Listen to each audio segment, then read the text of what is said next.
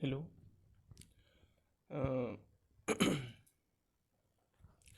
CPET 2024 PG admission पाई आपण जदि try करुथिबे तो आमर नोटिफिकेशन 18 तारिख रु बाहरी गलानी। बहुत पिला अप्लाई कर सारे बट माने केते पिला जदि इच्छुक अछंती आ ए पर्यंत ट्राए करि नाहंती तो टाइम लास्ट डेट हूँ 27 मई 2024।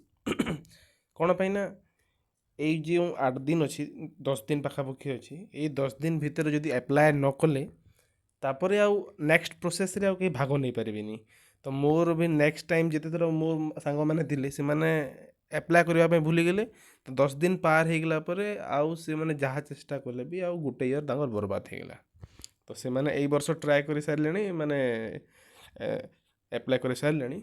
ତ ବହୁତ ପିଲା ଆପ୍ଲାଏ କରିଛନ୍ତି, ଆପଣମାନେ ବି ଆପ୍ଲାଏ କରନ୍ତୁ। तापरे मेहनत करेंगे, तापरे एंट्रांस क्लियर है तापरे नेक्स्ट प्रोसेस भाग नहीं पारे। बट फास्ट हूँ एप्लाय करवा। तो आपण मैंने एप्लाय करूँ तापरे देखूँ तापरे 18 रु स्टार्ट है 27 एंड हो लास्ट डेट 27।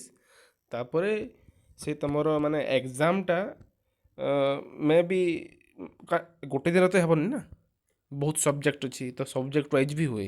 तो 3 जुलाई 2024 रु तो आपणकर 14 जुलाई 2024 भितर हेब।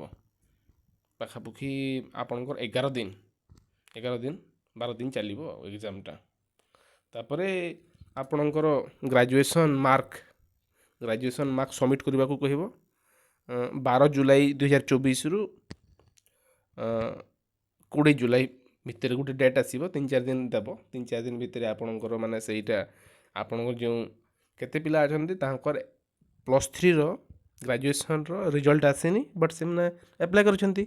तो रिजल्ट आसिला परे से मैंने 3-4 दिन दिया है। से 4 दिन रे से तांकर ग्रेजुएशन मार्क्स से अपडेट करेंगे। तापरे नेक्स्ट प्रोसेस है फास्ट सिलेक्शन, सेकंड सिलेक्शन। गला थर तो थर्ड सिलेक्शन भी होता, थर्ड फेज भी होता। एथर देखो फास्ट तो है, सेकंड तो गारंटी है, दुईटा हुए सब थर दुईटा हुए। बट एथर 3टा हो से देखा कथा। ठीक अच्छे, आपण रेगुलारली चेक करुथे आपण। लेकिन लास्ट डेट हिसाब से आज के तारीख है, आज होगा 23 बेले आउ रहा आपणकर 4 दिन। 4 दिन अप्लाई कर दिंतु। ओके।